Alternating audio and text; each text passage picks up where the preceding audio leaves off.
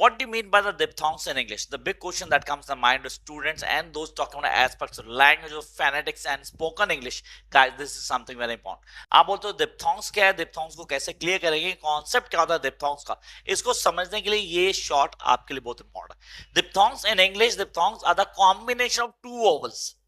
I repeat, the combination of two vowel sounds within one single syllable. किसी एक single syllable के अंदर जब दो vowel sounds को ऐड कर देते हो. So take an example of light, by, cry. Light, yes, two vowel sounds.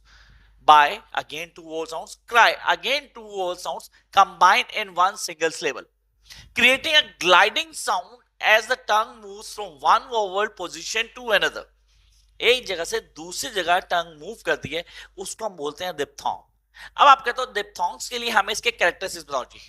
We need to understand the characteristics of diphthong. Number one, single syllable diphthong. So what does mean single syllable diphthong? Diphthong are the part of one syllable, not two separate vowel sounds. दो अलग अलग vowel sounds का काम नहीं करता, ये सिर्फ और सिर्फ एक का है. तो आपने बोला sir diphthongs are the part of one syllable and not the separate vowel sounds. Number two, gliding sound से move करता है one to another. आप बोलते हो the sound transit from one vowel position to another, resulting in a gliding effect.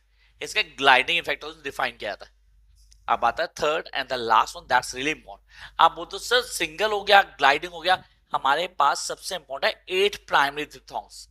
ये आ गया major part जो आप सबको आना चाहिए. 8 ग्लाइडिंग डिप्थोंग्स. आप बोलते हो the most common diphthongs in English are those we guys need to clear now. आप कहते हो सर यहाँ पे इनके सिंबल भी आना चाहिए. Yes, I have created the symbols.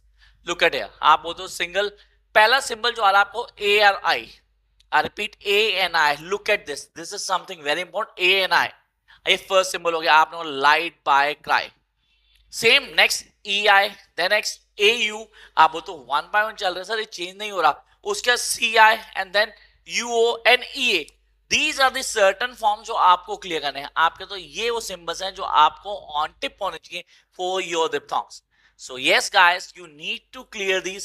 आपके लिए सबसे important है. So when somebody talk about diphthongs, so these are just the combination of two vowel sounds within one single syllable. I hope you clear the concept.